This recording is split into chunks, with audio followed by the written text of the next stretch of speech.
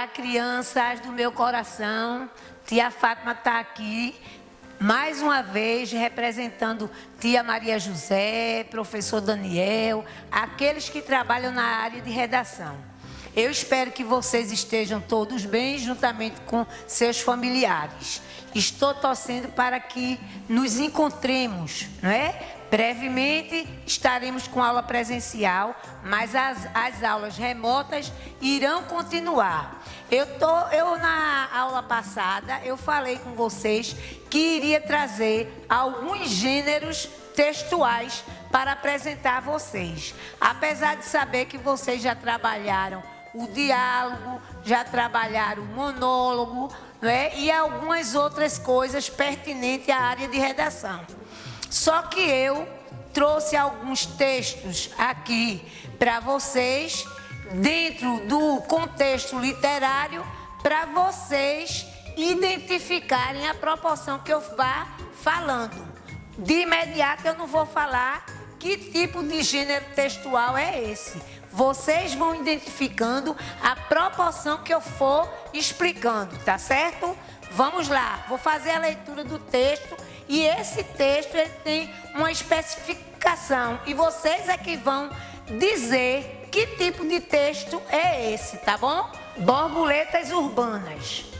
As cidades são lugares cinzentos, barulhentos e poluídos, mas elas também têm seus encantos. Um dos mais coloridos animais, as borboletas, alegram os ares das cidades, voando e fazendo marabalismo. Apesar de viverem melhor em ambientes naturais, como florestas e campos, as borboletas também são encontradas nas cidades. Costuma-se dizer que onde há plantas, há borboletas, porque, na maioria das vezes, as herbívoras aparecem em todos os lugares onde existe alimento. Por isso, é importante que as praças, as ruas e os jardins das cidades tenham flores e árvores, que, além de alegrar o homem, dão casa e comida para os animais, permitindo que convivam com a sociedade urbana. Apesar disso, as borboletas brasileiras enfrentam um problema nas cidades. A maior parte das plantas presentes nas ruas, usadas para arborização, é estrangeiras, ou seja, foi trazida de outras regiões. E, em geral, essas plantas estrangeiras não fazem parte do cardápio natural das borboletas. Desse modo, os melhores lugares para encontrarmos borboletas nas cidades são terrenos baldios, encostas de morros, quintais e parques com vegetação nativa brasileira. Nesses ambientes, há flores que servem de alimento para as borboletas adultas e folhas para as lagartas.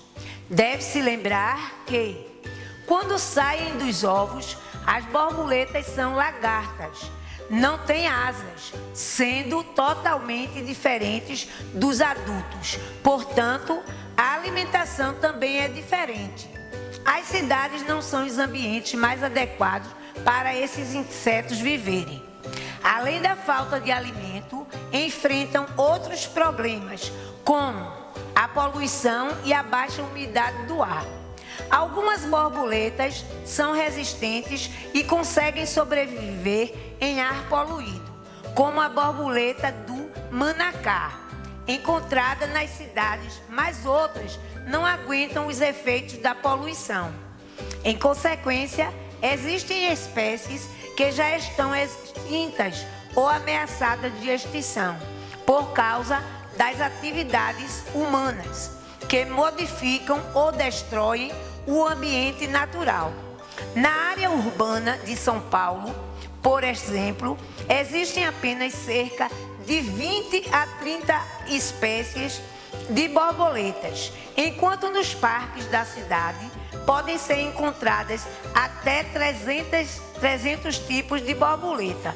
Isso ocorre porque a maioria das borboletas se alimentam de frutos que caem no solo e nas cidades. existem poucas plantas frutíferas. Os grupos de borboleta que vivem melhor em cidade são os que se alimentam de flores e vivem naturalmente em áreas abertas, como campos.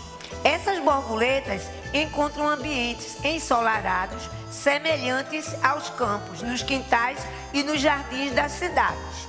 Eu acredito que vocês estejam memorizando, mentalizando cada frase que eu li. Mas vamos começar por aqui. Porque o texto diz borboletas urbanas. Por quê? Porque elas vivem na cidade. Quando ele diz as cidades são lugares cinzentos, barulhentos e poluídos, mas elas também têm seus encantos. Mesmo nesse tipo de ambiente cinzento e poluído, existem borboletas, porém com uma certa escassez. Então, o escritor desse texto, que não está identificado aqui, porque quando eu peguei o texto era autor desconhecido, ou seja, não identificado. Quando às vezes o autor faz isso, é com o intuito de, além de pesquisarem o texto dele, pesquisem também a pessoa dele, do autor. Então, você vai procurar ver as características desse autor, o que foi que levou ele a formular esse texto e qual a finalidade dele escrever esse texto. Porque vocês observem que ele diz que as borboletas urbanas, elas podem viver num ambiente barulhento e poluído, mas que não é o ambiente adequado para elas. Vocês percebem também que ele diz que melhor o ambiente natural, como floresta, campos, parques, não é isso que o texto diz. Depois ele diz, costuma-se dizer que onde há plantas, há borboletas, porque na maioria das vezes as herbívoras, vocês sabem o que são herbívoras, que são animais que se alimentam de vegetais, de folhas, né? Mas quem não sabe vai fazer uma pesquisa mais aprofundada para ficar sabendo mais, tá certo? Aí ele fala que além de alegrar o homem, dão casa, e aqui já são as árvores, né? Jardim e cidade tem flores e árvores. Que essas árvores, além de alegrar o homem, dão casa e comida para os animais, as árvores. Por que alegra o homem? Porque as árvores servem da sombra para aquele trabalhador, para próprio tipo de plantação que eles têm, necessita que tenha o sol entre, né, penetre, mas precisa que ela seja arborizada, para ele mesmo descansar da lida dele, né, o trabalho deles. Aí aqui diz que na sociedade urbana, apesar disso, as borboletas brasileiras enfrentam um outro problema nas cidades. A maior parte das plantas presentes nas ruas, usada para arborizar, como eu falei anteriormente, né?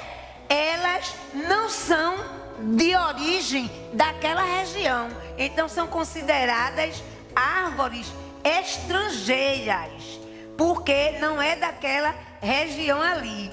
E ela, por outro lado, não fazem parte do cardápio natural das borboletas urbanas, esse tipo de árvore. Aí ele vem para cá e fala, os melhores lugares, desse modo, os melhores lugares para encontrarmos borboletas na cidade são terrenos baldios, encostas de morros, quintais, parques, com vegetações nativa brasileira. Nativa é que são árvores e plantas originárias daquele lugar. Então ali faz parte do habitat daquelas daquelas borboletas. Vê se vocês já conseguem identificar que tipo de texto é esse, pelo que eu estou falando, né? Aí fala também que as borboletas, quando antes elas se transformam em lagartas, né? Não tem asas, sendo totalmente diferentes de quando ela é adulta. Por quê? Porque a borboleta, ela fica é lagarta, depois ela fica dentro de um casulo, que é uma espécie de casinha protetora. Quando nós estamos dentro do ventre da mamãe, também estamos num casulo, só que diferente, porque a mamãe não é um animal, então ela está protegida pelo líquido amniótico dentro de uma placenta, para proteger ele, mas ali ela se alimenta de tudo através do cordão umbilical, certo? Então, a lagarta fica dentro de um casulo e depois que ela amadurece, que não se deve chegar lá e furar aquela películazinha para ela surgir, porque estamos antecipando etapas. E etapas não foi para ser antecipada, foi para ser vivenciadas, correto? Aí ele fala também que algumas borboletas são resistentes e conseguem sobreviver em ar poluído, como a borboleta do manacá, que isso daqui é um determinado local que tem esse tipo de ar, e aquelas borboletas conseguem sobreviver a esse tipo de umidade, de poluição, e elas resistem. Em consequência, existem espécies que já estão extintas ou ameaçadas de extinção, como outros animais também que já estão bem próximos da extinção, né? Uma preocupação. Então, esse tipo de borboleta ainda resiste, tem umas que resistem, por causa das atividades humanas que modificam ou destroem o ambiente natural na área urbana de São Paulo. Por exemplo, borboletas, enquanto nos parques não existem apenas 20 tipos de borboletas no centro urbano. Já na área que é específica para elas, o seu habitat, como eu falei anteriormente, você chega a encontrar até 300 tipos de borboleta.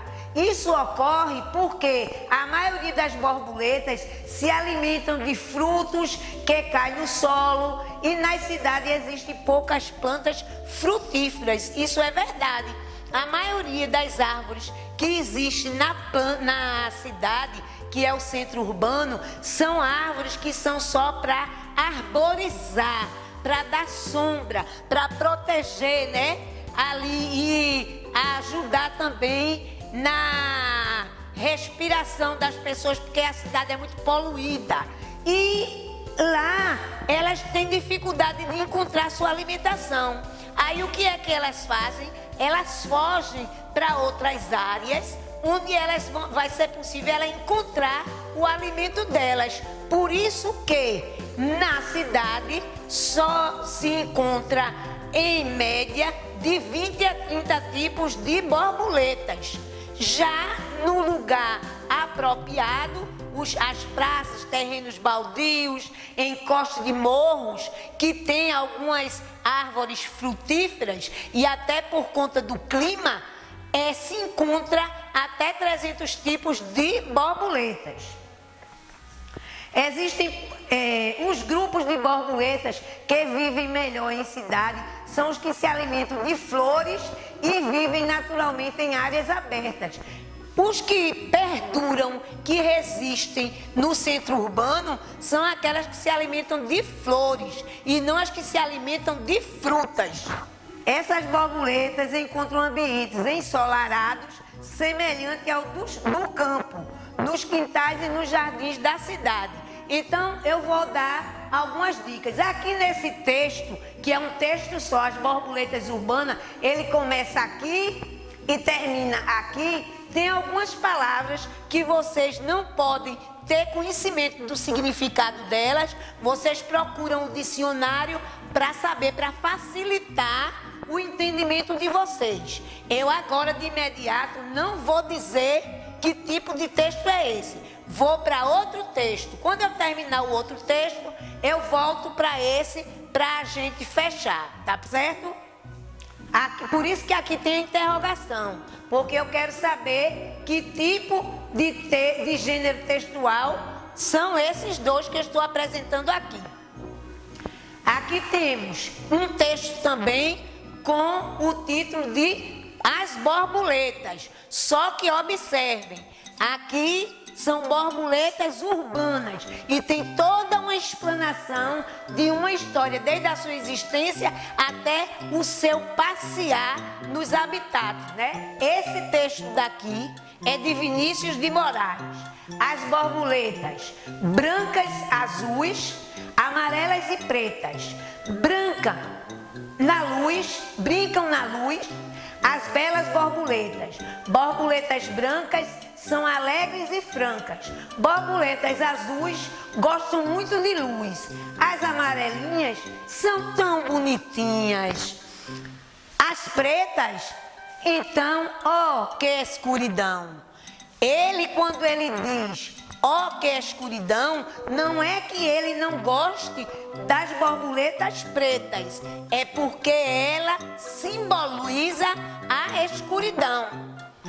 Porém, ele faz questão de tê-las desfilando, fazendo aquela dança, aquela nuance que as borboletas sabem fazer com tanta beleza e tanta originalidade no texto dele. Pode ver que aqui tem a branca, as azuis e as pretas. Nenhuma tem maior quantidade que a outra. Então ele dá o mesmo valor a todas. Só porém o texto exige essa maneira dele trabalhar. Vocês perceberam a diferença? Vocês estão sabendo já que texto é esse? Tenho certeza que vocês já estão entendendo que aqui nesse texto, As Borboletas Urbanas, trata-se de um texto científico. Por quê? Porque a pessoa que escreveu esse texto, Borboletas Urbanas, ele sentiu a necessidade, uma curiosidade de descobrir por que no centro urbano tinha tão poucas espécies de borboletas, se em outros locais apresentava até 300 espécies de borboleta. Também ele quis verificar o que era que afugentava essas borboletas, levando-as para outro local. O tipo de alimentação, que não existia a alimentação necessária para elas. Por quê? Porque as árvores que existiam nos centros urbanos para arborizar a cidade, elas não eram frutíferas. Então, tudo isso é fruto de uma pesquisa. Quando o texto é fruto de uma pesquisa, de uma necessidade de se descobrir ou de se comprovar algo, é chamado de texto científico. Tá entendido? Se ficar alguma dúvida, registra aí embaixo que a gente tira a dúvida depois, tá certo? Já aqui nas borboletas brancas, azuis e amarelas de Vinícius de Moraes, trata-se de um poema. Então vocês podem observar que tem estrofe, tem verso e tem rima. Isso é que diferencia um texto do outro, porque este é de cunho científico e esse de poesia. vocês tiveram maior facilidade, eu acredito, aqui. Mas agora eu tenho certeza que vocês já aprenderam o que é um texto científico e o que é um texto poético. Então, vocês já sabem diferenciar um texto científico de um texto poético, certo? Mas como eu já estou aqui e já passei para vocês isso, vocês já viram o que é fato e o que é opinião, que foi falado na outra aula. Já sabe também diferenciar um do outro. Eu faço questão de apresentar para vocês uma coisa que me preocupa sempre. Quando nós compramos um remédio, dentro vem um papelzinho. Isso daqui é um colírio para lubrificar os olhos, certo? Então, de repente, existem pessoas que têm um coleguinha e o coleguinha tem um problema de vista. Aí diz que está coçando os olhos, está irritado. Aí eu usei esse colírio aqui, fiquei bom. Aí quando é um outro momento, o colega Mário está também com irritação nos olhos. Aí ele diz: como foi o nome do remédio que tu usasse, Paulo? Aí Paulo dá o nome do remédio, ele compra e coloca no olho dele. Isso não é certo. Ninguém pode se automedicar. O papelzinho que vem dentro da caixa de remédio chama-se bula. Ele também faz parte dos gêneros literários, certo? Dos gêneros textuais. Então, a bula é esse papelzinho que às vezes a pessoa amassa, joga fora, não dá nada por ele.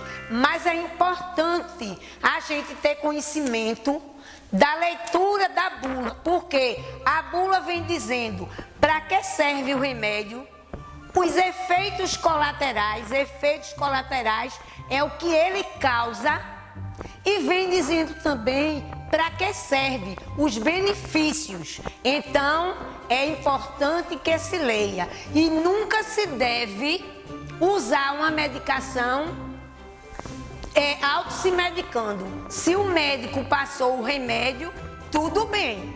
Até eu entendo que você não leia, porque foi o médico que passou, você está com aquela segurança. Mas às vezes é até bom você ler, porque se você tomar o remédio, de repente você sentir náuseas de vômito, uma diarreia, uma neuralgia, uma enxaquecazinha, aí você não vai tomar outra medicação para aquilo, porque pode ser o efeito do remédio.